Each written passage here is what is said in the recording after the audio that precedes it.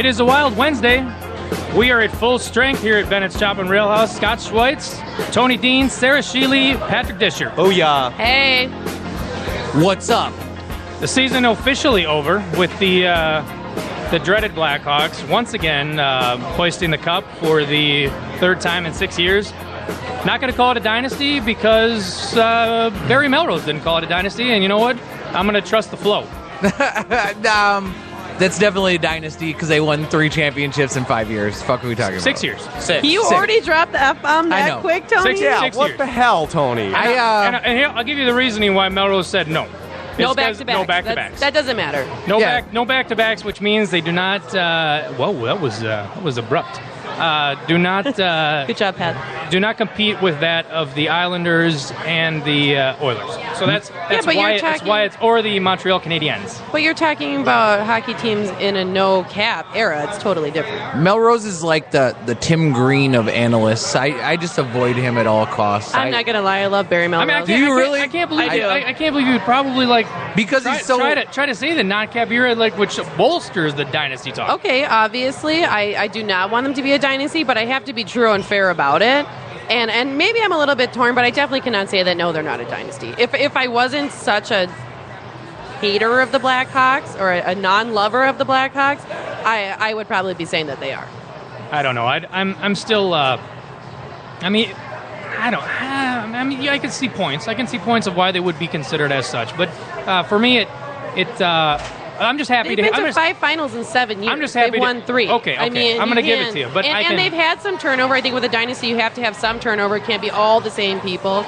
And in a non-cap era, I think, unfortunately, I see the ploy for being a dynasty. Okay, well then I think we should And just. it kills me to my we'll, heart. We'll agree that it is a dynasty, and we're going to put it to bed because I honestly don't want to just belabor the discussion of the Blackhawks. And I also just think that it's more impressive that they didn't go back-to-back because it shows that they were able to keep a core group of guys and then they were able to reload different ways, and it was different teams, but it was the same guys. I mean, the most impressive thing about Chicago is that they drafted the right guys, I guess, because all of the guys that are there are guys that they drafted. And you know, if you're as terrible as they were after the Chelios and the Roenick years, Well, you have. you're going to end up with Taves. Correct. You're going to end up with Kane. You're going to end up with Duncan Keith, Seabrook. They even drafted and got out of our guy that we traded for Nick Leddy, Cam Barker. Cam Barker was a number 4 pick in the draft, or 3 pick in the draft. 3. Yeah. You know who after? After him? No, it was before him. Who was? It was Sidney Crosby, right? Sidney Crosby and Ovechkin. Correct. Yes. Wow. What a Right? draft. Crazy. I mean, you imagine if that's you're the tray, like these two and then you. And like, then you. You. Like a guy that now is he even playing in the league? I mean, I think he Playing somewhere in Europe, probably. He has really gone downhill. I mean, I think the Wild were and we've discussed that trade. And we've discussed the Barker Leddy deal because that was part of getting rid of Kim Janssen and part of that bit, but I mean, I don't know. I think obviously, it was a huge swing for the fences, and he missed bad. It was a big man. miss. So we don't need to go to because that's a further depressing subject. But the Blackhawks, I think, showed in the playoffs that they just had a more complete game across the board. I mean, Yeah. I think it didn't matter who they played.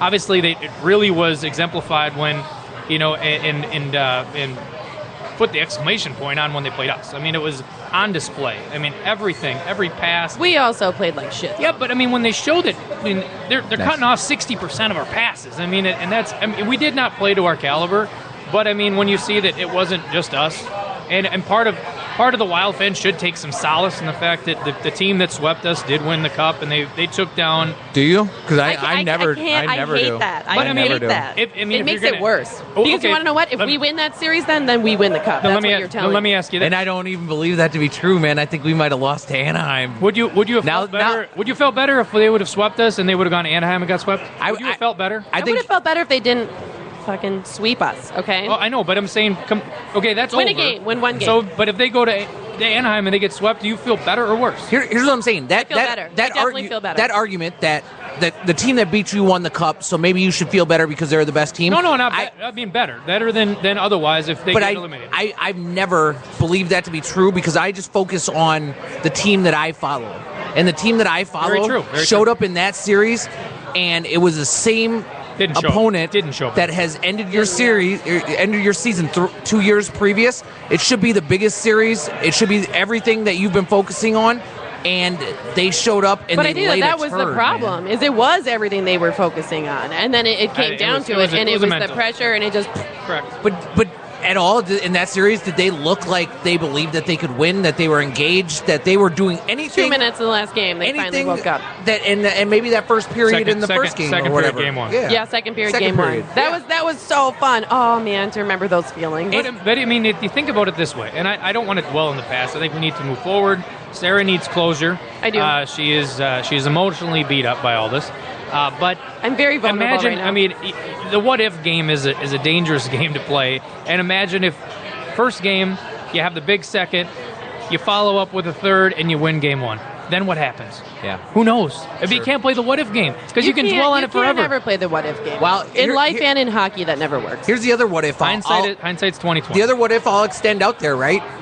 What if Devin Dubnyk isn't terrible? What if Devin Dubnyk isn't garbage in that series, right? Because he gave up the softest goals. All 4 of those games, soft goals. But concentration goals, flips from the boards, low shots. I mean, like he gave up soft. But there was nobody goals in front of him. There was nobody protecting that goal. I was just going to go there, and I was wondering how much of that. Yeah, and Suter's just getting burned too. How much? Love it. Love when he comes in with just. I mean, it's not even a little. Like he actually flies into the microphone like coming out of like coming out of left field. I love it. Keep the intensity. It never gets old.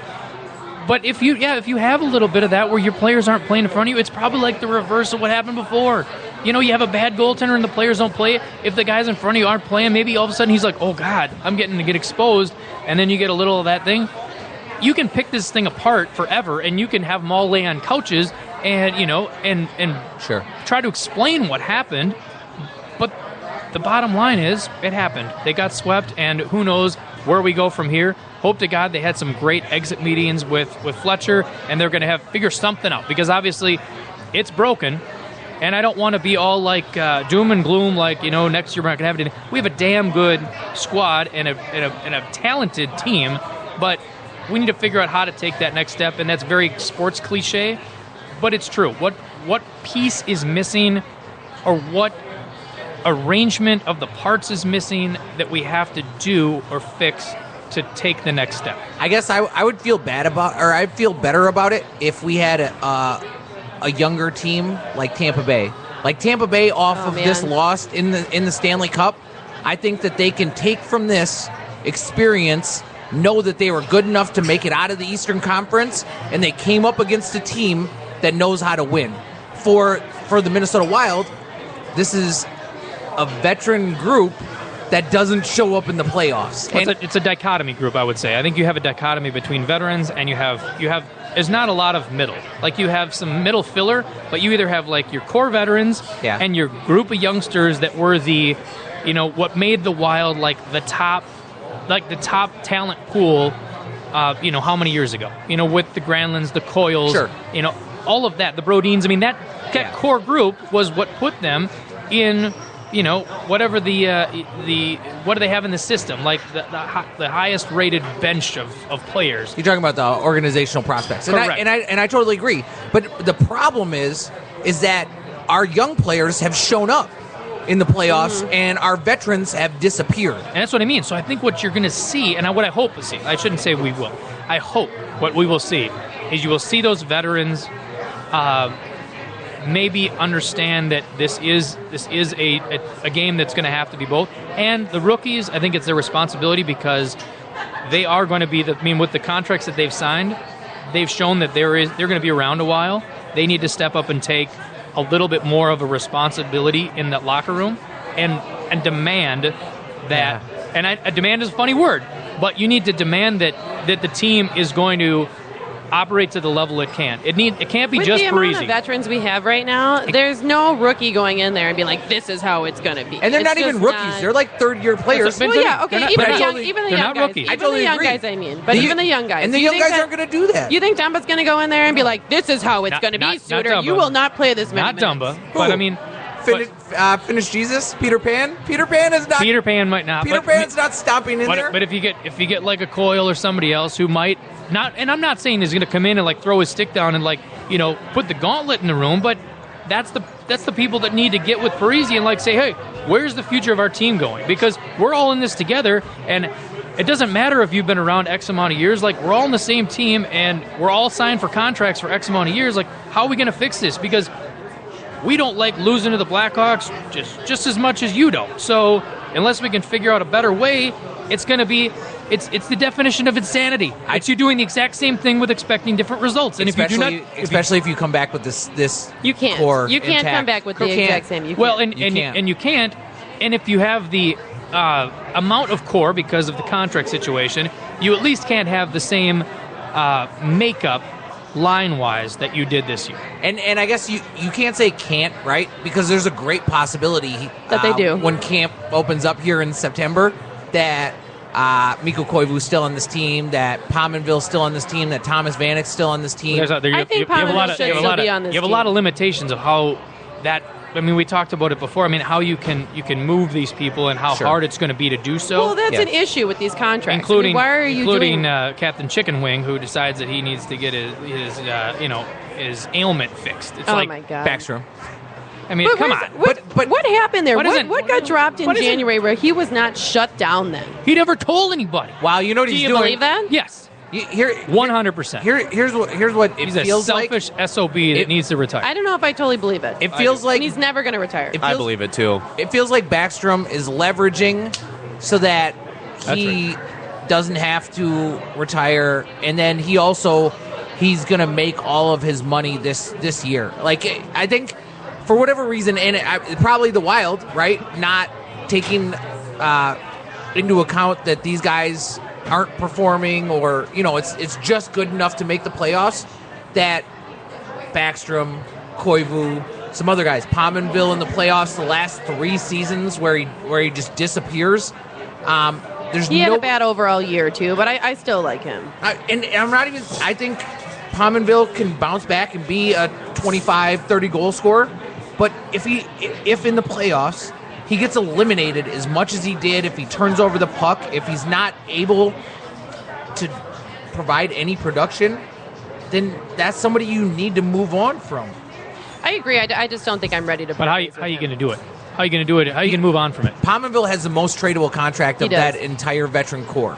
And so, but But he he's also, probably the one that I want to keep the most. to he be also, honest. yes, and I also would say that he has probably, besides like Parise and Suter, he has the highest potential to obviously remain besides that. productive. But of people that we could trade or could not trade or would even think about dangling out there, he's the last one I would like. 2 years ago, he had the highest goals in the team. Sure. I mean, basically, if you look at it that way, and you don't want to knee jerk, and you don't want to basically like get rid of a guy after. I mean, one thing, because who knows? Maybe You next can year. have a bad year, and And I think he just had a bad And year. I talked to somebody at work about this, who said, what are we going to do about Koivu? I'm like, what's funny is you really are at a lose-lose situation with Mikko Koivu, because he's playing a role he shouldn't be. He's making more money than he should be. You have really limited options as far as where you can put him, and you can't do anything on the team to like spark him. Like, you can't put him down to a third line and like and his watch contract is like stone. Correct. So, But the point is, like, so you're limited in that regard. So you can't put him down to a third line hoping that he's going to get fired up and play better. If you find a way to trade him, Mikko Koivu is going to elevate his game and pull a Minnesota bit and like go somewhere else and be fabulous. And you know what's going to happen? Some other team's going to put him on a third line or something else, and he's going to play better. Okay. And then everybody in Minnesota's going to be like, why did we trade him? We never should have traded him, because it's different. You can't do this in your own team and in your own locker room and expect to get like that fiery result. okay, to add to that point too, nobody's taking him by himself. So you're going to have to sweeten the deal, give a prospect or give something like that. So then you're still paying, and if you trade, you got to pay that person too.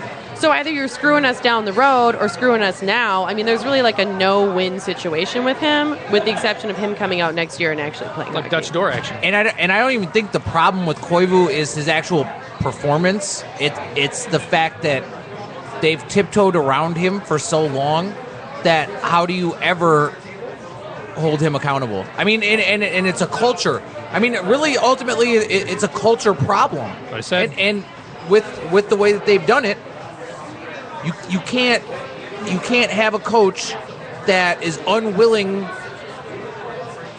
to take take the stand. to take a stand with the veterans. Well- have the veterans disappear in the playoffs. Have it be the same situation after 3 years, where this is when they're supposed to be contending for a cup, and when they showed up to Chicago for that series, they had no shot. I agree with everything you're saying. However, it's because of the contract situation that you are in that position. Because you have to watch what you say to people. Because if you want a San Jose situation where look what happened there. I mean, you stripped a C off of Jumbo Joe, and that whole system is broken. I mean, the entire thing, and they have so much talent out there. I mean, we looked at like trade targets of who we maybe could go after, Sure. and you got talent on that roster that is crazy good.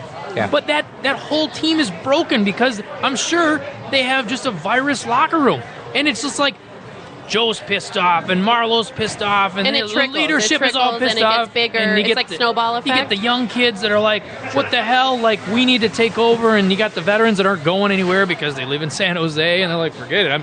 I live on the beach. Like, to hell with you guys. Like, I'll sit here and I'll make my money, and you can do whatever you want with me." And that's it. I mean, so you have that totally just. It's a contentious and just you can cut it with a knife. It's bad, but we don't want that here. So I think he has to tiptoe around that. But Well- do you think we have anything better or worse here? I mean, do you really feel like we're closer? So ultimately, what needs to happen is you need to have. Well, I'm saying I don't feel like we're closer to the cup than San Jose is. I feel like we have a similar problem where we have all of this talent on I the think we're roster. closer to the club than San Jose. I mean, last year San Jose was the top team. They shit the bed in the playoffs, and they didn't blow up the thing. They brought everybody back, and then this year they missed the playoffs. Correct. But being honest about it, I don't think San Jose has any less talent than the Minnesota Wild, and San Jose's veterans have been every single year in contention, should be in the Stanley Cup, should have won a Stanley Cup. Maybe they missed their window, but they're only 2 or 3 years older than our veteran group. If you just put it on paper and you put Joe Thornton, Pavelski, Marlowe, you would take them over Koivu and Parise and Pominville. I would You I would not take him over Maybe Parise. because of what they've maybe done, not. though. Never. I don't know. Not with the heart. Nope. Not with the heart, but the production. You can't- Marlowe and Pavelski, they've both scored more points than him, been more productive. Even though I love our guy, Doesn't matter. You need a guy like that on your team. I don't Sure. care. I don't care what it is. You can take any other person, and I'm not. well, and I'm Jumbo not- Joe's that guy for them. Jumbo Joe is that guy. I don't think he has. I don't think he plays was. with that. I don't. He was But look what happened when they took the captain away from him. sure. Did he play with that anymore? Sure. Parise understands he's the captain of the team, and he's not like pounding his fist. You don't know. Give me that You C. don't know. You don't know he understands he's the captain of the team because No, he Mikko does. is the captain of the team. No, but Mikko is silent. You know that Parise is the life of But that Mikko team. He's has the the heart C. of that team. Mikko has the seat. Well, we've said it- and we've this said is time and Mikko's ti- team. time and Mikko time was here again. before Parise That is got not here. Mikko's team. Well, that is it's- not and Mikko's it team. isn't To the anymore. fans- It isn't anymore. To the fans, No, it's not. That's not Mikko's team to me. Is that Mikko's team to you? I'm pretty sure if you went on the street, I around, promise and you, and you polled that's the Mikko's fans, team. if you polled the fans, If you they pulled would a Jay Leno, went out there and Yeah. asked random people on the street who's the captain, Sure. they would say Parise. every But single one of if them. you had Unless honest, you got some mindless person, if who'd be you like, had honest "Who?" moments, if you had honest moments in the locker room, every single person would say this is Mikko's team because the Wild has deemed it so, and they deemed it so when they signed him to that contract after Gaborik left that you can't get rid of, and it's still the that case. contract is ironclad. It's And they- still the case but because they- they haven't taken the C off his chest. But they needed to at the time. But They did. and now we're living with it. Correct. And now they should have traded him probably last summer. Correct. And then they should probably trade him this summer, even if you get nothing for him, just because. but who's going to take him with that contract? Somebody- That no, much no, money. somebody will. Somebody would. Oh yeah. Somebody would take him, and it would Oh, yeah. it would be the situation I For- exactly said. For what though? Is what I'm saying. But you're Straight probably up. not getting anything back. Straight up, You're they'll dumping they'll him. just take him. You're dumping him. Somebody in this league would take him Well, because if you're dumping him, yes. because he. I mean, you're not getting anything back, but you would not have to give an asset up. I And promise you And that. that would clear a lot of cap, too. And reality and perception with regard to leadership and whose team this is between the fans and the actual team and the organization, I think is a huge disconnect. Because, when you say strip the C from Koivu, then you get all this mockery and it's all, it's not a big deal and this and that. And if he's still here, you can't do that. But just in general, I'm just saying, this organization has tiptoed around Mikko Koivu and made him their guy, and he's their franchise player. Even though you spend all the money on Parise, you spend all the money on Suter, you have Peter Pan, Mikael Granlund. I love you call him Peter Pan. He's know. more of a lost I like boy how you than do this Peter every Pan, time. personally. Yeah. No, right. No. That's It's the earlier thing. a little bit soft. A little bit soft. But Mikko Koivu, nobody is holding him accountable. Nobody's going out of their way to confront him. Ever. I know, Never. but I'm saying you can't. That's the problem. He's the albatross. You can't do anything while he's here. No, you can do stuff. You're have- choosing not to. You have to trade him away so you don't have the San Jose bit. Sure. I agree with trading him, too. And You I think have- the biggest problem with him is not only does he not show up in the playoffs, but he doesn't show up October, November, He showed December. up the second half of the season. And then January, there he is. But that's his bit. That's his deal. I'll defend that, but the point That's is, the Euro in him. and I think that Unless he's hurt. And I think that that's why teams would have interest. I mean, you're not getting anything back, except maybe like a very small item in return. And we're talking pick, we're not talking person. You're trading him for the culture. Shock. That's it. well, and I like trading him for a pick And because that's something we that's don't what you have need. plenty of. You need the shot across the bow to basically say, hey, this is it.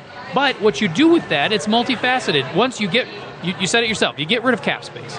You get rid of somebody that clearly should not be a second-line center, who should be a third-line center, but considering the money he makes and the fact that he's wearing the C, he has to be as such. Number 3, you get rid of the fact that who is the leader of the team.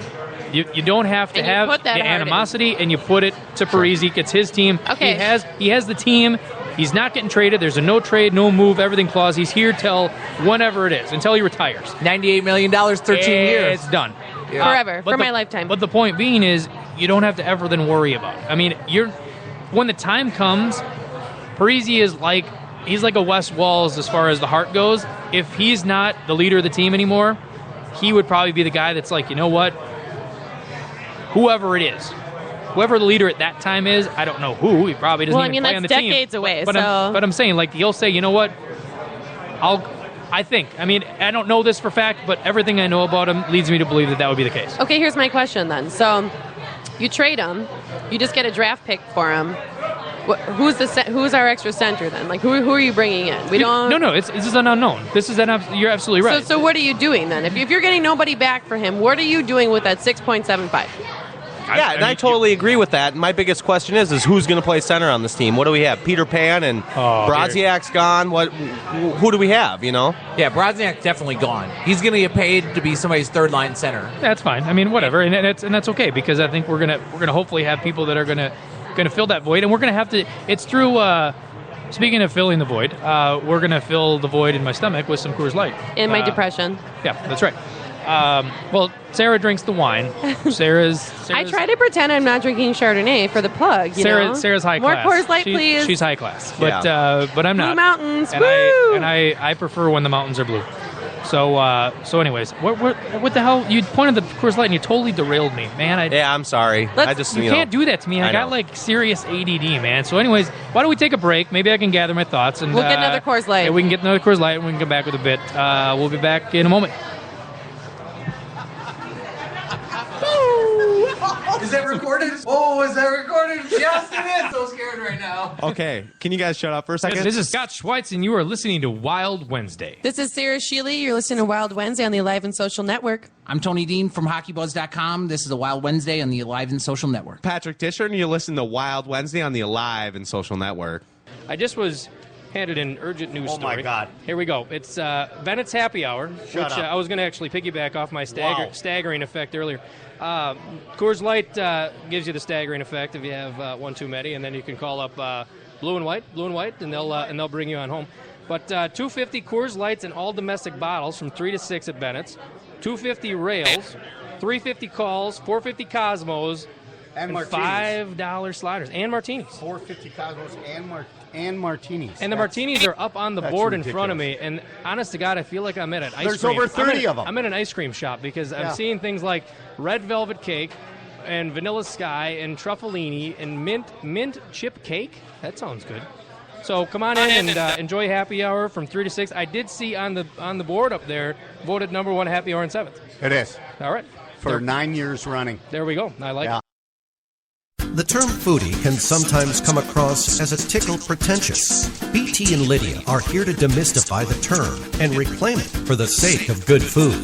Their weekly podcast brings in fellow foodies and culture creators from the Twin Cities to talk about all things food. Find this duo only on the Alive and Social Network.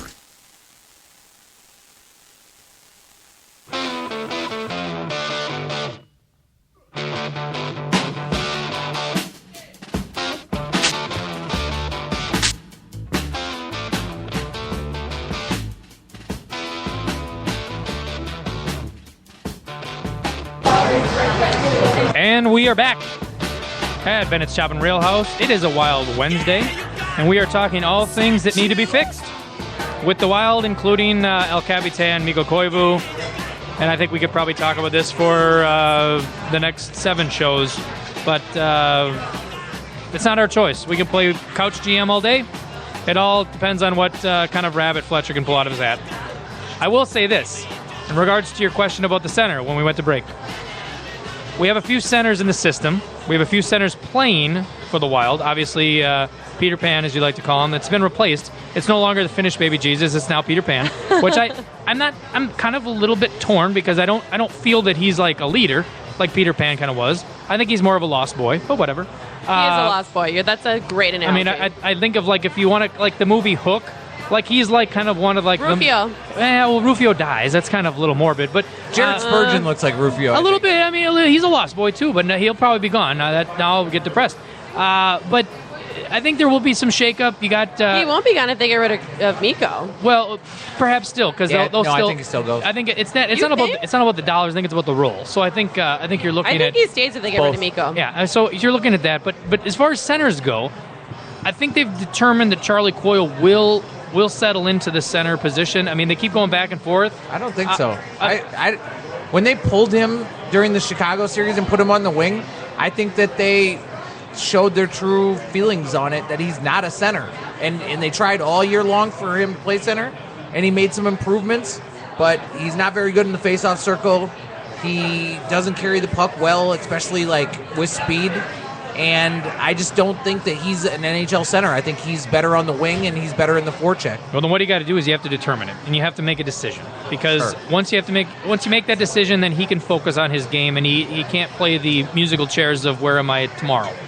Because I think that will probably mentally frustrate a player to not know where he's at any given time. Not just switching lines, but switching the way you play. Because fundamentally, you play a different game whether you're a center or a winger. It's a different way that you approach and what kind of contributions you're going to put on the given line. So whether you're a second line winger, third line center, whatever that role is going to be for him, and that will also be determined by personnel. So who are you going to bring up from the baby Wild, and who you're going to keep around, and who you're going to be able to acquire via free agency. Now you still have holla at your boy, and we're going to see if he obviously can turn things around. Who do we have? Holla. At who? At your boy. Oh, at your boy? I like it.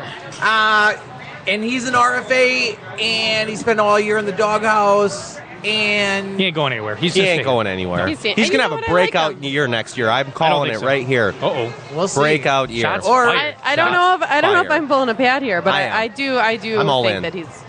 I like to keep him. I got that hometown blood, that hometown love for him. I think that... But the same thing, I don't think you can't just give up on him. I mean, he's shown that he has... That's what I'm saying. He has skill. So you can't just... If you did that every time somebody kind of, had a an off year, you would just be... I mean, you'd pull a Riseborough and just start throwing assets left and right out the door. Well, that might be what you're doing about Pominville, though. But it's a different story with a younger kid. I mean, younger kid whose salary is far less. Fair enough. And he got fat and happy after that good postseason 2 years ago, and maybe he didn't work as hard in the offseason, this past offseason.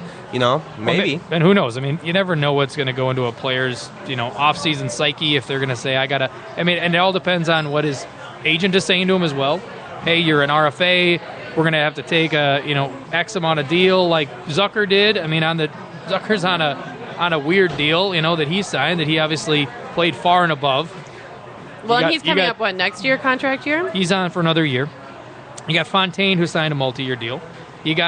So those guys are around on two-way deals that they will not be playing on two-way deals. I mean, they are established as... Well, no, they're all on one-way deals now.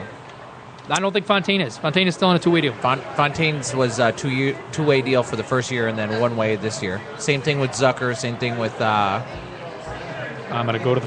Yeah, no, you should. And the reason you get those kids to sign those deals that they did is because the second year of the deal is a one-way, so then they're on the roster. I just think that when you're looking at what has taken place here, I really think that Mikko Koivu is like the Joe Mauer of the NHL, especially here in Minnesota, where he has a ton of talent, but he's also a guy that has proven to not be like your showcase guy while making all the money, having all the attention, and having all the leverage.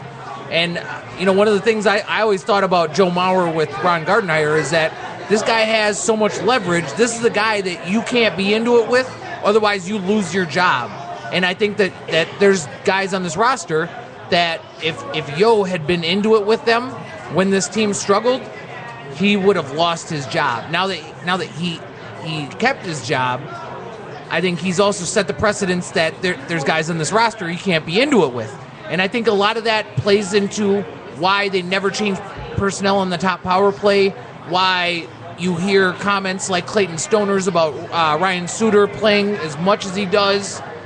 I think that the power play situation and never switching that up and never trying to figure that out just because we were winning, but looking at that, yes, we're winning, but we have a major issue.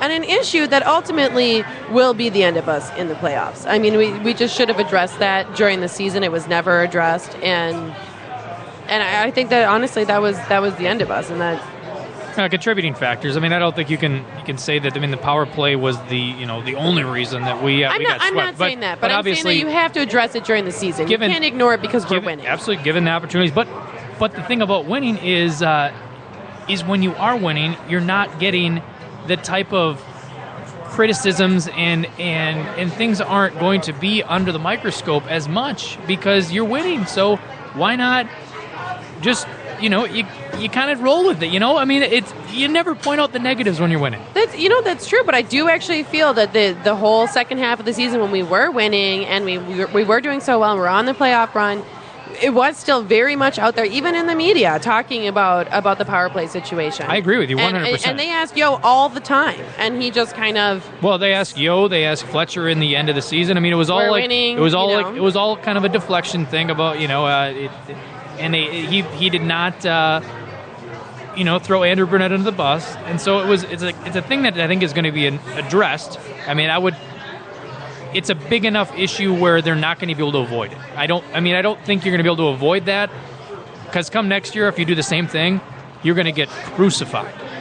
They just did it for 2 years in a row, though, because last year the power play was atrocious. Well, but you have different... And then they brought down Andrew Burnett to make it better. Yeah, but the difference was what we did the second half of the season. And you got different personnel. The best team in the NHL and all that excitement. Matthew Dumba wasn't around. Too much. So that's one big thing I will say in defense of not fixing it. 2 years ago. 2 years. But this year... Yo knows best. Yeah, but you didn't have a guy that stood up and showed that he can be a first power play guy in his rookie year. I mean... He all of a sudden came out of nowhere, and they're like, whoa, wait a minute. This guy took some risk. He obviously is going to maybe make some mistakes, but his upside and what he's bringing to the table is far more than what his liability is. And, by the way, if you put him on the point, he's going to just fire off a rocket that could probably shatter somebody's bones. So maybe we should have him there instead of, I'm saying 2 years ago, I agree with you. There's not enough established NHL talent to change up the top personnel on the number one power play. But last season, it was avoidance, and it was avoidance all year. And so they. I'm not disagreeing with you. I mean, because we were winning, so they didn't have to. And then they laughed about it. They're we're winning games, so who cares about the power play? And that's what I'm saying. Like in the media, cocky. And it's foolish to not do that, because when you realize something is still broken, I think they're worried though, and who knows if it's something that they had. I don't know what the word would be, but if they're worried, if we tweak this, is it going to be a trickle effect down to the way we're winning? And you kind of want to treat it with kid gloves, because you're like, I don't want to screw with anything. Like, we're winning like crazy. We're unbeatable on the road. I mean, we're the best team in the NHL. Like, overall, we don't really want to screw with anything right now, because who knows if you tweak with one thing over here, then it all of a sudden affects something over here. Yeah, but you have to test that in the regular season before you hit the plaffs. I get it, but we weren't even in the playoffs. But like, we were fighting to get back into. We were still fighting to get back into the playoffs. Not towards the end. We were in. We knew that we were in. I mean, it did kind of dwindle at the end there, but I mean, things should have been tested. I don't think we clinched until like the last couple games of the year. I'm not even talking about clinching, but I'm not saying we clinched. I'm saying that we knew the team that we had doing that. But you got to know that going into the playoffs like that was going to be an issue. Especially since in the playoffs, these games are so tightly contested. Absolutely. If you get a power play, you can't go out there, dance around on the perimeter, not accomplish anything. Correct. And that's what they did. I mean, a power play to the Wild this year wasn't an advantage at all. And I mean, that's just the reality of it. Well, it was a running joke to basically yes, they declined. They wanted to decline and say no, we'll go football style. Let's decline the penalty. Yeah, we'll take 5 yards. And even more than that, right? The reason I'm so fired up about it is at the end of the year. Seriously perk up. And I like that. At the end of the year press conference, guess who doesn't get blamed for anything? Brunette. Nobody does. Not even Brunette, not Yo, not the veterans. Nobody does. Chuck Fletcher says, well, this is definitely not Brunette's fault.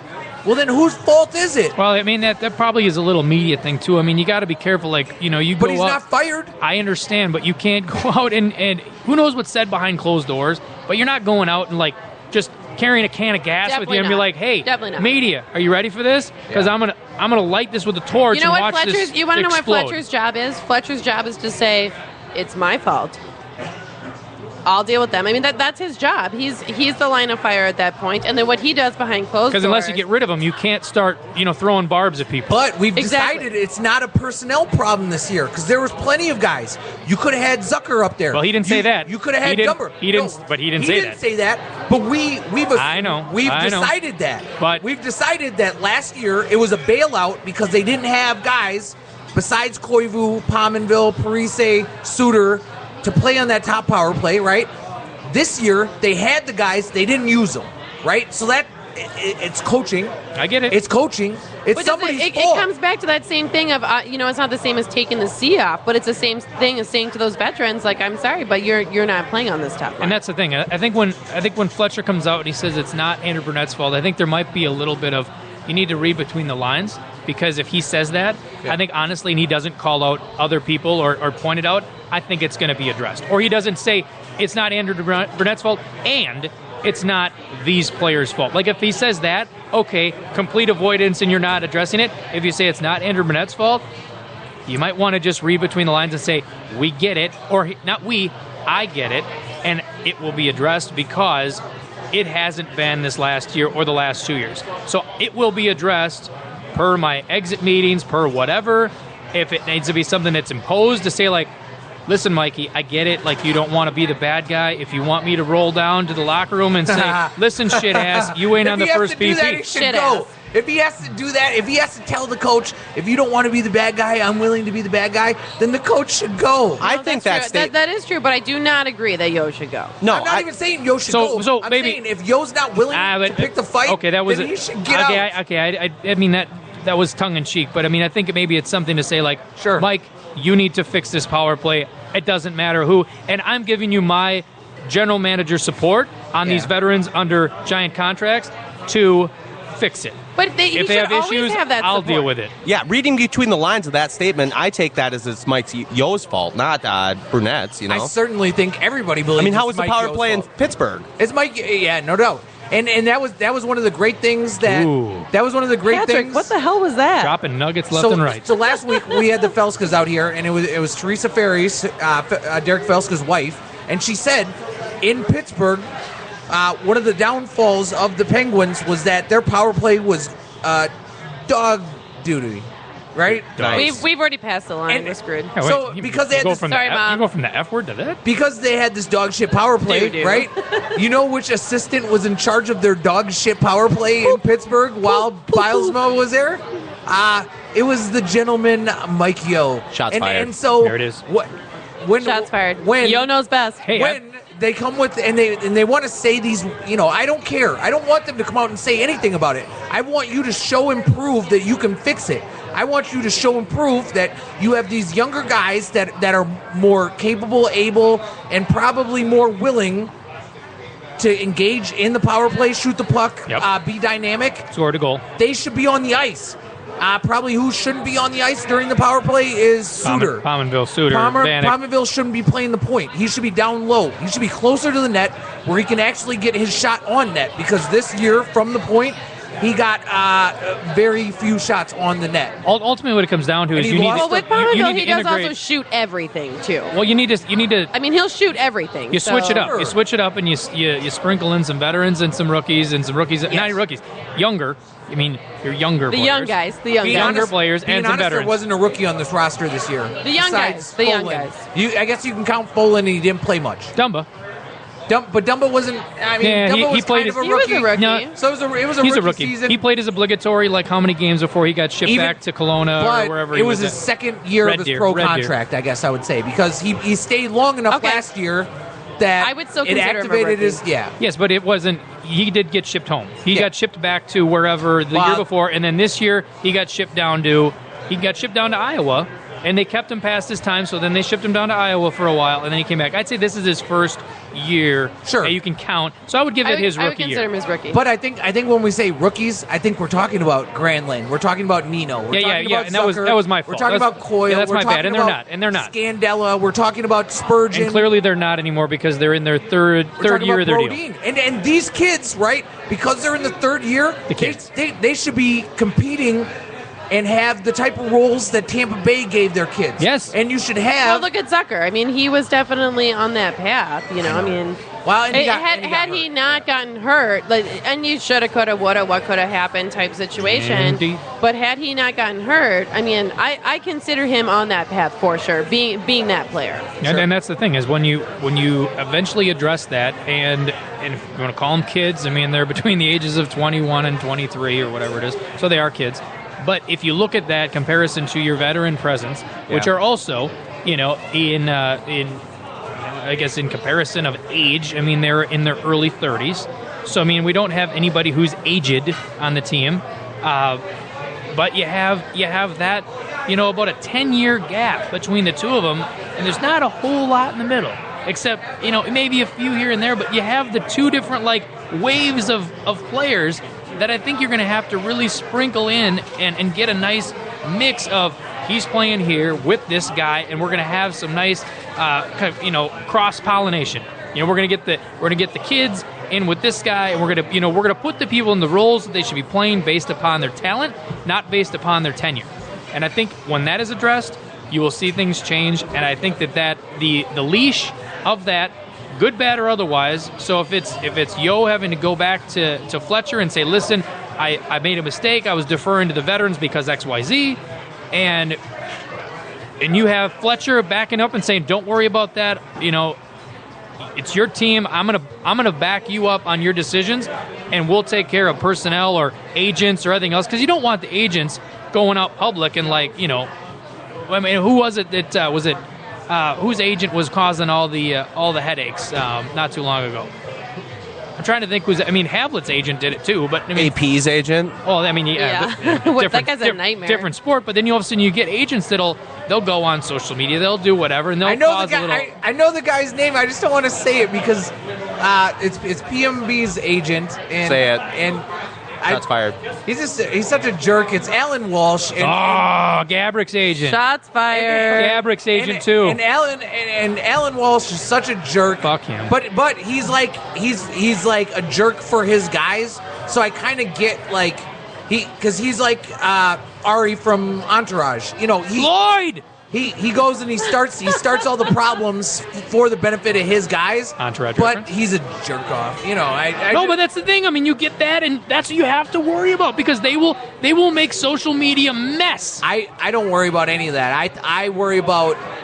You worry about that if you don't have the absolute backing of your general manager. I'm saying being here, having an up close and personal look at how Minnesota sports works. I worry about apathy, and I think apathy is on the horizon unless you take action. Hashtag Twins. Because if you baby. let a Joe Mauer type hit 225, not be but he's hitting 410 with runners in scoring position. On singles, bilateral leg weakness. On singles, I mean, you're talking about RBI producer. But if he's you're going to throw it out there. But he's also blocking a position that's normally a power hitting position, and he has baby. He's muscles. not a catcher anymore, and he's a horrible beard. He's making shave the beard. He's making $25 million a year to scare hit me. less than 10 home runs a year. I mean that is unbelievably.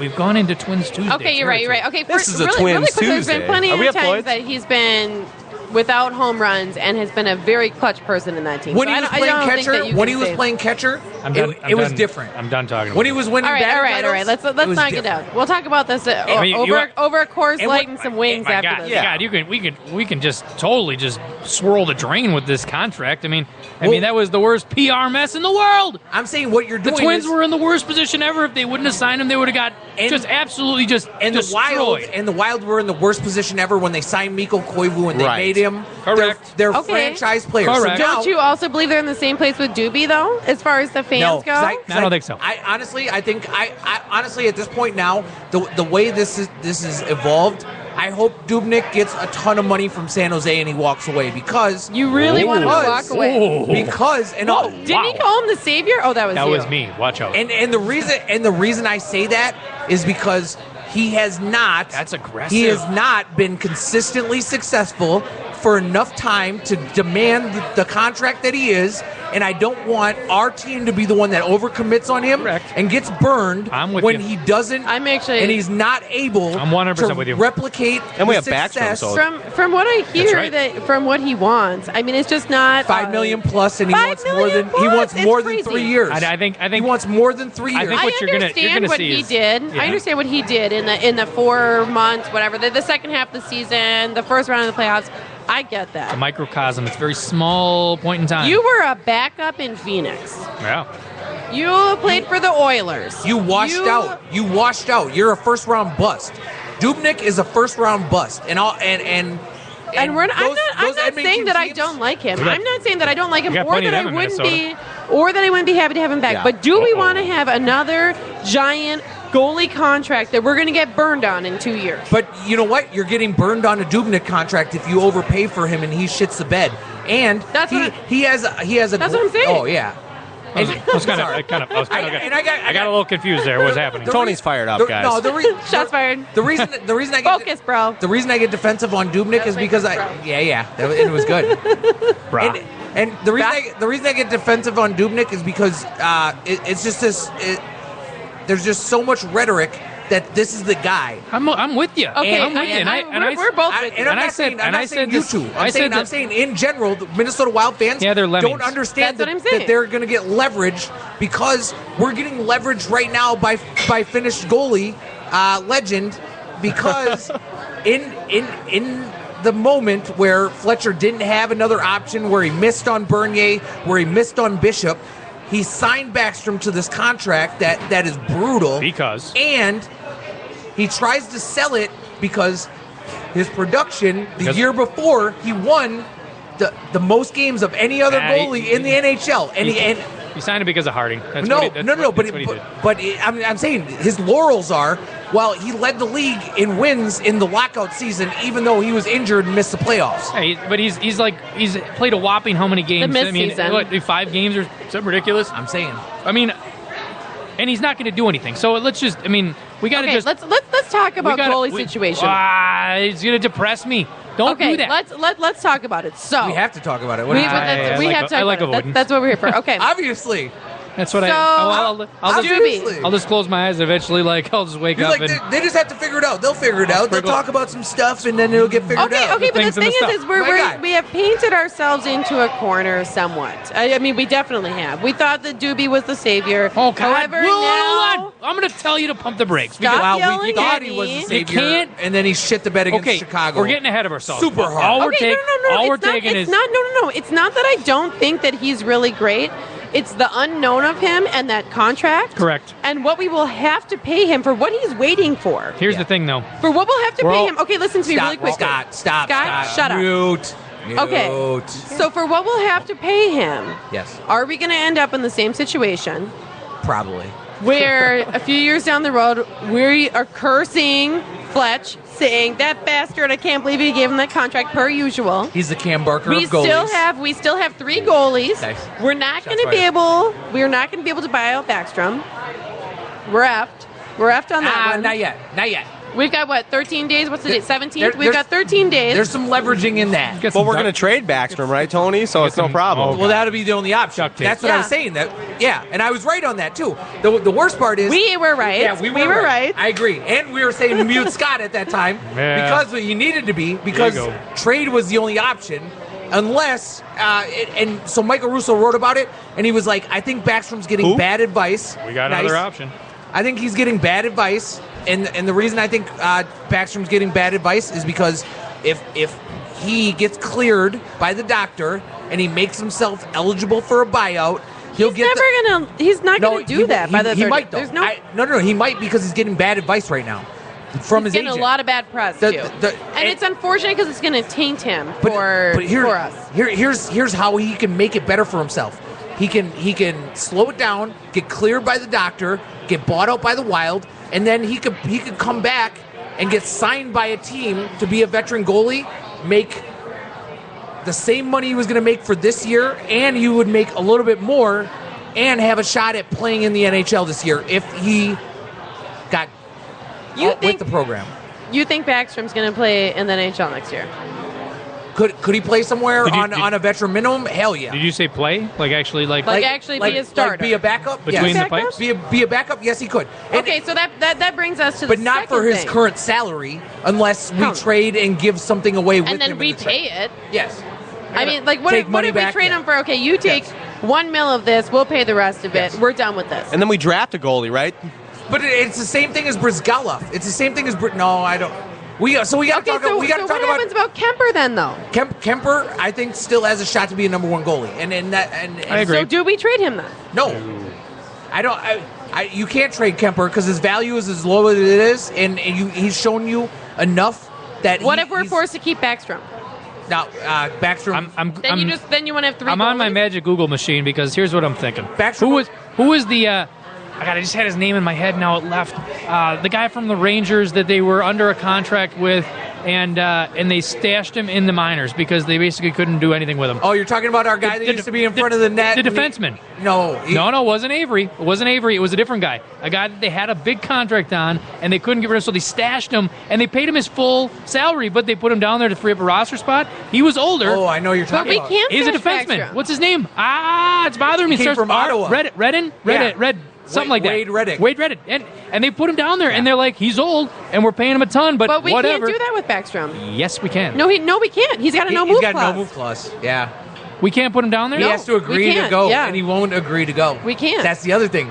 I mean, that It's ironclad. I don't think Nicholas Backstrom gets enough credit for what he's doing to the Wild from the fan base. I think he's still like Well, I don't the want to cute talk trash old. about the fans, but they're No. they're lemmings. I mean, I'm saying he's a cute old uncle where you're Uninformed like, lemmings. man, I remember when he was good. He's such a great guy. No, He's- and he's that's not helpful to fair the too. veterans. I mean, I do Uncle agree. Nicholas. I definitely have hatred. I don't want to say. I hate to say hatred for him, but I'm frustrated. Strong I'm word. angry. I'm angry with what's happening. Might be the but we wine. do have to remember. No, that's making it better. That Oh. makes it not hatred. We do have to remember that he is the best goalie the Wild have ever had. Yes, and now And we do have to appreciate he's that. the and worst we contract that we do have need on the to- roster.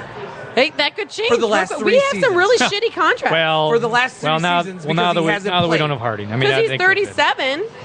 Harding was making less money. I know less money, but I Hurting mean, us less. Yeah, but the contract contract wise, was signed with nothing behind it. Even Yeah. previous to that, Backstrom was making $6 million to not play in the playoffs. 6.5. Yes. I mean, you know. Big dollars. But we need to talk about these contracts. That's the number one problem as far as I'm concerned. If you look at our cap space and the issue that we're in, Yeah. these contracts are ridiculous. Well, why these does no Matt trade Cook clauses, have? Why these does no Matt move Cook clauses? have a no move clause?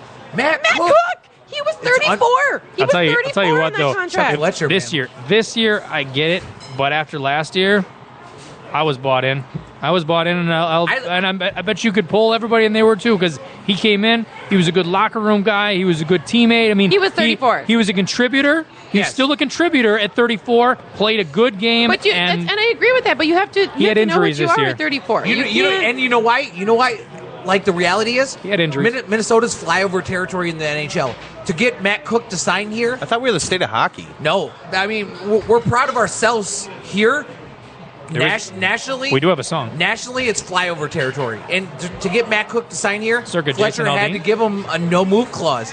He had to give him a no move clause. I mean, that's the reality. I actually do not think he had to give him a number. I've met the guy. I met the guy, and I like him. totally disagree with you. I think he had to get him to do that to Probably. sign a $1.7 million deal. Over 3 years, I'm sure, probably right. And I'll tell you what, that locker room guy wise, I mean, last year I think he had a bad year because of injuries and other things. Yeah. But from a locker room guy and from a teammate, I mean, I don't think for that price point, doesn't matter. I think it's a good good player to have. And it's not even a bad contract, but he just contributed so little last year. And of course last year, but who knows next year? I mean, think next it year would where are you be going to a- put it him? would be a Third, fourth line. non-issue. Third, fourth line. You got some space. You got some space. You got some space for veterans. You never know where he's going to be, but he could go either way. Third, fourth line.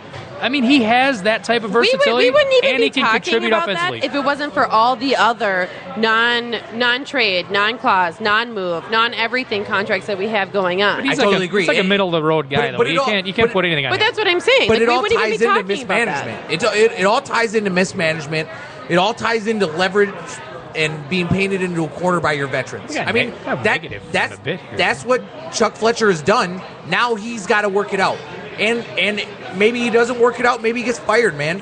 Because are they? I do not agree with that at all. What? Nor No. do Okay, so what? I do agree that let me ask you we this. have as a whole painted ourselves into a corner. These contracts that have been signed are ridiculous. We do have a bad Let me ask Chuck streak Fletcher though of, should not be fired. of- Let me ask of you. No, goalie I didn't- injuries no, and you can't things. paint it like that. You got to slow down.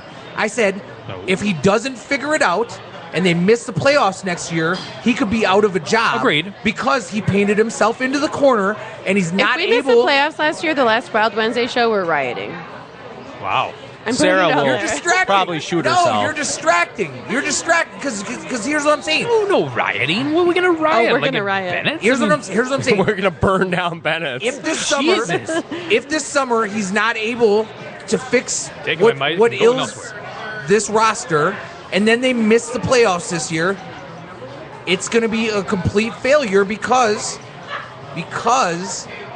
they got so close to having a cup contender, and now they're taking steps backwards, and your veterans are getting older, and it'll be another year of Mikko Koivu getting 2 steps slower. Okay. I mean, that's like a circa Paul Abdul. I mean, 2 steps forward, 2 steps back kind of a thing. But still, I'm No, how is that a thing? because I did. I'm throwing out F-bombs.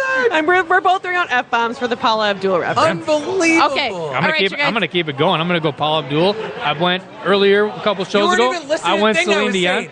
You know, I know He you did weren't not listen listening. to one I did. thing. You were like, I'm going to say a Paula Abdul thing that's going to be awesome. No, you said he's gonna get fired because we took I know 2 what I'm going steps to throw forward. in there. Paula Hey. Abdul. That's what we did. What we have to do, and I'm sorry, I've been on a tangent because I've been Oh. so I pissed wanna off. know We have to talk about what the we draft have to party. do. We have to talk about the Let's draft talk party. about the We have to draft talk party. about the draft party right now. So we're at Bennett's. It's going to be so fun. I can't even believe we haven't brought it up yet. This is I'm a so Wild excited. Wednesday. I've just been too fired up, too upset about the way the playoffs ended. But let's talk about it. This is so awesome. Last week we Equally upset geeked about out goalies. on the Wild Wednesday. It was myself and Derek out here, and then Patrick was here as well. Asked great questions.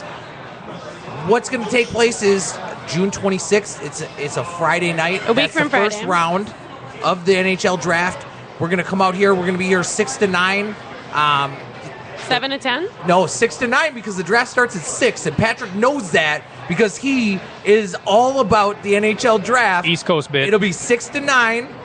I've been studying a lot. For the first I and was just second saying what I round. heard Patrick say in another show, but anyways, go on. How excited is everybody to hear Gary Bettman get up there and be like, and the Minnesota Wild with the 20th pick. I'm like, when he tried to like do the cup thing, I wanted to like just have somebody smack him with a stick. Like, you're such a douche. Like, you're such a douche. Like, and they're a dynasty. It's like, shut up. Shut up. No, everybody hates you, you little weird man. Shut up. He's so weird and little. Yeah, he's a weird guy, but yeah, we're going to be here at Bennett's. We got a big table set up. Allie Baker, Derek Felska, Tony Dean, Lord Schweitz, Sarah Sheely. We're all going to be here. We're going to be having some fun. Joe's giving us some great specials. We're going to go half-price burgers. We're going to go 2-for-1 drinks for anybody wearing NHL gear. And the whole concept behind the draft party is 2-for-1 anythings or what? 2-for-1 drinks. Yeah, Joe didn't specify, so hopefully we're not going top shelf. Better call blue and white. Yeah, there you go, the Capcast. But the whole plan is for these people to show up with their jerseys on, and when their team's on the clock, come on, ask the crew a question, find out. We talk trash about Yeah, we'll talk trash. Sure, they talk trash, Hopefully no one gets in a fight. But then we got live music starting after the draft show. We're going to have a great band out here, so it's going to be a fun deal. Come in and check it out. Is there something about cover? Like, if you get here for the draft, there's no cover for the band, right? Yeah, if you get here during the draft party, there's no cover for the band. And if you get here after the draft show is done, you got to pay $10. Pay Joe Bennett. Who's the band? Piper. Joe, tough question, but Gonna be a great band. Yeah, Can't wait to he's hear a good him. guy. He's like it's a single singer-songwriter guy. He's got all his own equipment. He played out at Floyd's like 3 weeks in a row here. He's really good, and I forget his name. It just passes on me. Now Sarah's talking shit. One-man band. Yeah, the one-man band. They call him P. Diddy style. But what can you do? They call him P. Diddy style. That's his fantasy football name. That's my nickname. I like P. Diddy. I like. You know what I like? I like that Schweitz side eyes you after making a Paul Abdul reference. Like you weren't just talking from between your cheeks right there. Yeah. What are you talking about? Yeah, exactly. Lord Schweitz, he gets a little testy. At least he's not hangry this week. Angry. I did have my dry Eat his rub wings, chicken and wings?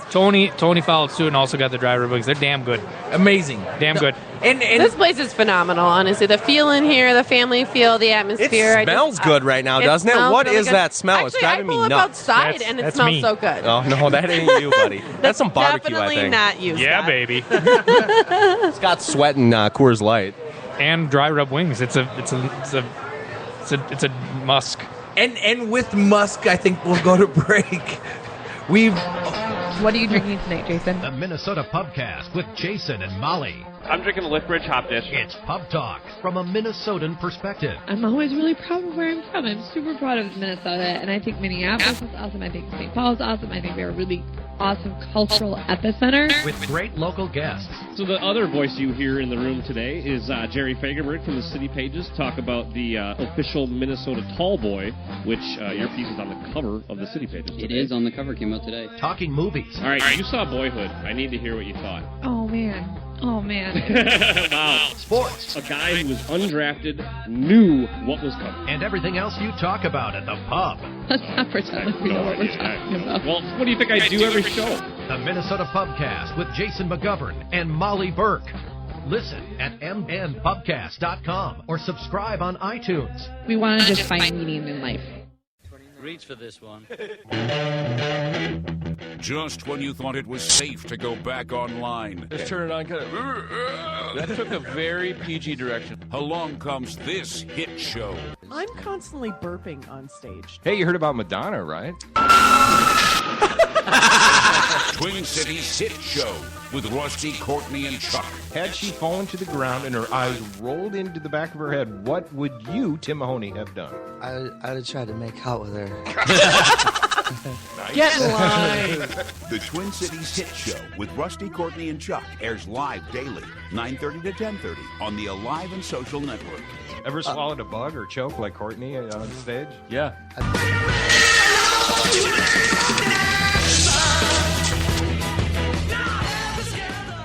I meant to do this.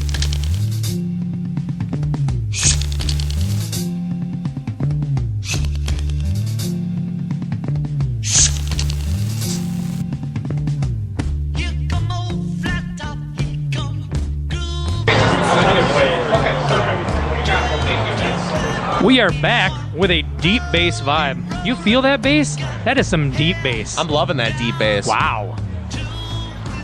Why can't I see? That Aerosmith song has got some deep bass. What are you guys sharing Come over there? together. Why are you sharing? Don't keep Nothing? secrets. I thought that you were supposed to talk now. Go on. I am talking. Don't disrupt me. I was rolling. So aside from Pay our, attention to me. I'm Lord Schweitz. from aside Don't from my, disrupt me. I was rolling. I want you to get a T-shirt that says, "Don't disrupt me. I was rolling." if you buy it for me, I'll wear it for sure. Oh, I am Lord Schweitz. Tomorrow. Stare at me. Hey everybody, come see how good I look. This is why I said no to the Lord Schweitz. Well, I know, and I continue to do This it. is the exact reason why I said no. Pouring gas on the fire. Nobody's more proud of Lord Schweitz than Lord Schweitz. Damn Yeah, right. definitely. I said Lord Schwartz last week, and Tony almost just like stopped That mid-sentence. was a great high five. Yeah. We do have killer They high do fives. have the good You, high you fives. missed it out when we had our first show. It was high fives all around. I'm saying Singing the Canadian national anthem. when we were at the studio, Correct. some mildly underwhelming high fives Correct. between you two. Yeah, they were like fighting. Yeah, it was off. But It was mostly He Lord was Schweitz. hangry. yeah, but now I we're could not- well, now we're yeah. back. We're back Things with are not right. with a vengeance, and we're all good. So Things are good. The three of us are back together. So we're what- happy to be yeah, together. what do we? Patrick, the four of us are back Pat, together. No, don't forget about him. He's like the what did we talk about? He was like we had the biblical references and I stuff. better not be Peter Pan. No, you brought Myrrh, remember? Yeah, the Myrrh. He's the wise man. That's right. Yeah. So You're Hodor. we talked. Hodor. Hodor. Who the hell's Hodor? It's from. I'm proud of you. No, you don't have to. All right. It's just so good. What a jerk. I'm sorry for being a jerk. Who's that? He's yelling. All right, so we talked about the crying. contracts, and we talked about that, and we're not going to talk about it anymore because something will happen, and we're just going to be reactive after this point. So whatever. So what are we we are gonna going to talk talk. about? We are going to talk about. We got the draft coming up. We Yes. got The party. 26. and then after that we got the free agency July So- 1st. So what? And we only got a few minutes. We'll wrap the show up here. But what do you think about free agency and needs wise versus who the Wild have for? I think it's safe to say the restricted free agents are gonna be signed, and that's Hala and Granlund. Otherwise, unrestricted free agents, there's quite a few that the Wild have that they probably would maybe wrap up before free agency. You got like the Chris Stewart. You have Jordan Leopold, which I think will come, sign for a discount and just kind of be that seventh guy. Brodziak. No, How about Folin? I don't think so. Folin is I think he's an RFA. Yeah, he's So- restricted, yeah. So he'll come back. But beyond that, is there any other unrestricteds? Bergenheim's not coming back. But, do you think, a Chris Stewart is going to get re-signed? At the right price. I think Chris Stewart in this market, given this class of free agents, is going to get paid elsewhere. So Okay. I think yeah. Even though he wants to be here? You don't know if he does. I think he does, but I'm not sure if he does. That was So- ridiculous. I'm not sure I knew what that just said. Paul Abdul. He admitted it. Paul Abdul. Paul Abdul. Hashtag Paul Abdul. That's right. Angry. So No, I'm rolling now. I think the way it works is we really need to know what's going to happen at the draft. I think the reason the draft is going to be so important is because there's going to be trades and there's going to be player movement. Agreed. And there's going to be leveraging and The next posturing. week is going to be super exciting. Agreed. And that's why we're going to be here with Joe Bennett, and hopefully a bunch of people come down here to be a part of the draft party, because it's going to be a lot more than 17, 18-year-olds getting selected, from the corners of the hockey universe. It's going to be player trades. If you look at probably the most significant trade in the Fletcher era was the Brett Burns trade, and he traded him ahead of his unrestricted free agency because Burns was going to be the top free agent. He wasn't going to be able to sign him here. Correct. And it was the point. It was like the pivotal point of his leverage. That's why I think Jared Spurgeon is going to go. It's not because Jared Spurgeon isn't a beloved player. Sad. It's not because he's not talented. It's that he's making Stock is high. His cap number is 2.6 this year. And he's coming up. I mean, he's an gotta be unrestricted paid, free yeah. agent next year. We can't afford him. And if you look at it, we already have Brodeen and Scandella under contract long term.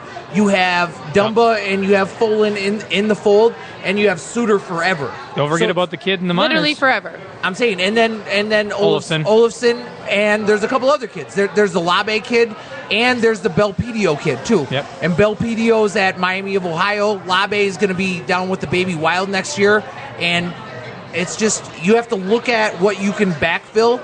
And that's why we traded a kid like Johan Larsson in the Pominville trade, is because we had Eric Howla. We got him in the 7th round. He was the best player on that Gophers team. He was the best player with the Baby Wild. And you were able to backfill. And he was a great player for us, too. Until this year, that was rough. Outstanding. And that's what you look. That's what you look to do. You look to backfill. If you look at the organizational prospects, and we talked a lot about it with Derek Felska, and Derek Felska will be here for the draft show. Right now, they have big, talented wingers. You have Alex Tuck, and you have Mario Lucia. You have Adam Gilmore, who's going to be a center. You have. I got to watch all 3 of them when I was out at Notre Dame. Yes. Hey, by the way, we got to give Derek credit. He did send us out a message to read his blog that he put out there, and I did read it today. Yes. And it did have a lot of good links that showed what the Wild are looking at in the 20th spot and who we're going to look at. Obviously, I think our need. The Wild can give the company line and say we're going to pick the best player at the position as available, whatever that is. We need a center. We need a center, correct. Yeah. And the marquee centers and the top-notch centers are going to be gone. So we're going to be looking at second-tier, second-level centers. Or I think the one guy that they had was a winger. And he was one of those. I think he was a Russian guy that they had on one of the links. Denis Giranov. Correct. And it was one of those, like, it's a swing and a possible, like, high risk, high reward kind of a thing. And I don't think that that's the kind of guy that we need to go after right now. Really? I think you need to go after maybe a good, safe center, and whether that means trading up to get one of those centers, because I think you need one.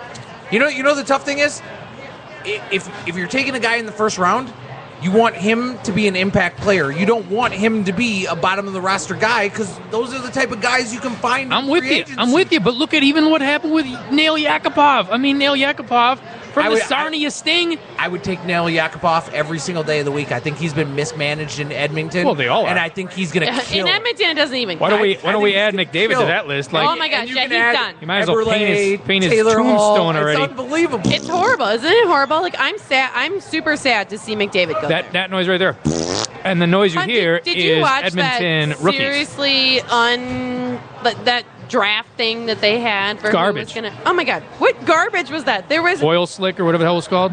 Oh my god, that was horrible. It was awful.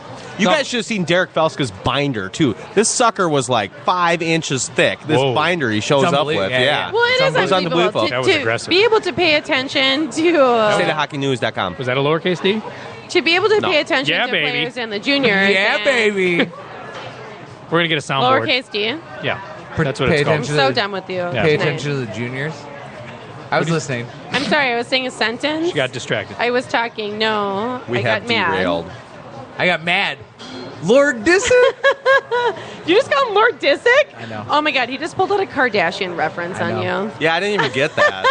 We got Schwartz with the Paul Abdul. His wife Dean with definitely the makes him call the Kardashians. Good Wow, Lord. that just equaled out my Paul. We have to turn in That's our why I man didn't know cards that. when we leave. I'm somebody's bitch. Uh-oh. I know what that's from. You know. I know. It was that last week when we weren't here because we're both creeped out. What? Why weren't you No, it's here from a last movie. week? I want to talk about it. You talking about Squirrel Master? Yeah, exactly. Yeah, it's called Half Baked. Distraction. Okay, that is one of my favorite movies. Came ever. out of left field. Yeah. I mean, The show is derailed. Derailed. Shots fired. You know what we need? We need it with a Wyatt Never forget. Shannon. Yeah. Oh! All right. You know what? I think it's time to wrap this up. And you know we're going to continue it. We're going to continue it next Friday at Bennett's for the draft party. Everybody's invited. If you got some hot topics or want to talk about something crazy, come on. We'll have the mic open for comments, commentaries, questions, concerns, all the above. and even if you don't want to go on the mic, you just want to come down and have a drink Yeah, and whatever. check it out. We've had so much fun talking this season, and I've only been on the latter half, but it's been so much fun. And just come on down and have a drink. Come on and down. A half-price burger? If Rod Roddy was still alive, we'd have him yell it. Come on down. Is Rod Roddy not alive? Oh, he's dead. How do you know that? We're done. How do you know that? Because I know things. Come down to the party. I'm rolling. I'm rolling. Don't bother me. All right, yeah. Special thanks to Bennett and Joe Bennett for having us all year. It's been a fun year, and we'll see you next Friday night from 6 to 9. Yeah, baby. We got music starting at 9:30. We got half-price burgers. We got beer specials, Coors Light, and a bunch of fun stuff. We'll see you next week. See ya. Bye.